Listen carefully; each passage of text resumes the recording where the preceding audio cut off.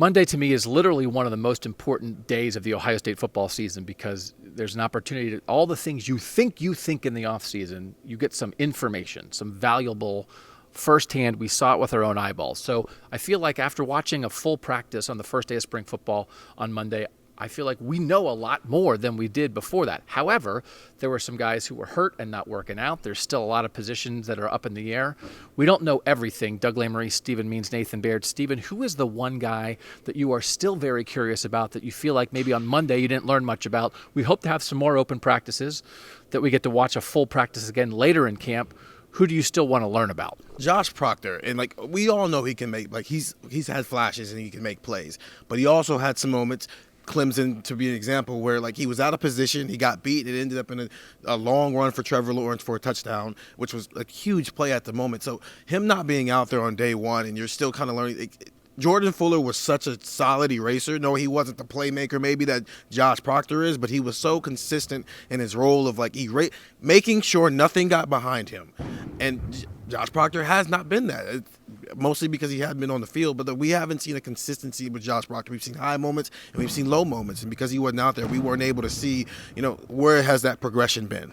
And Nathan, you mentioned this earlier. I mean, Marcus Hooker is a guy who's out there now while Josh Proctor's not there. Marcus Hooker seems to have some instincts that would be interesting. We don't know what the injury situation with Josh Proctor is. I think everybody had assumed he will be the deep safety.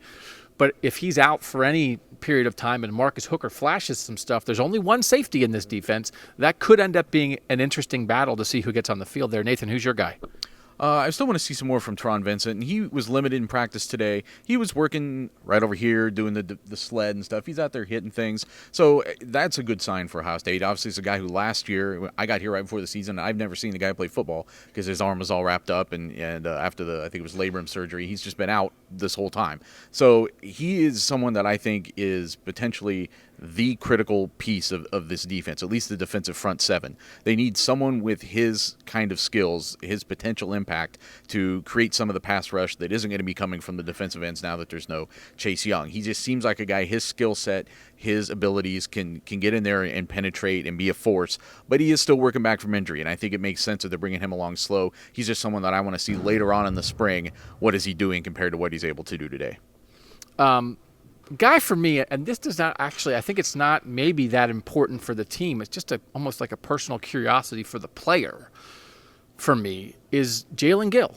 This guy is a top 30 national recruit. It's his third year in the program. He was on the side, injured on Monday, but they put 4 guys on the field on Monday in the slot who all look good. And so if Jalen Gill, this was a guy, he was a big-time recruit.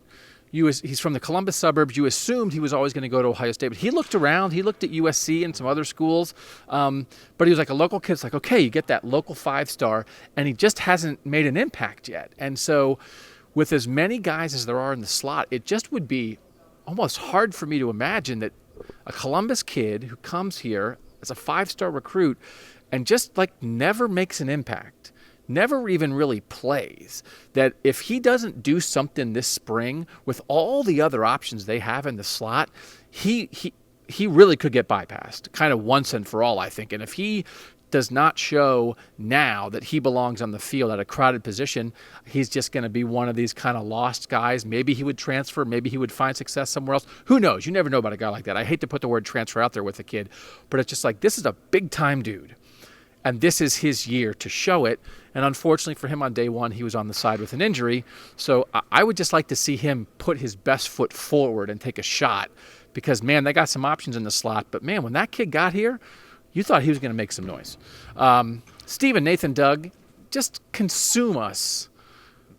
Writing, talking, I guess that's all it is, right? Writing and talking. Yeah. There's not another thing. We can't telepathically communicate with you, but we can send you texts, 14-day free trial, cleveland.com/OSU. See ya.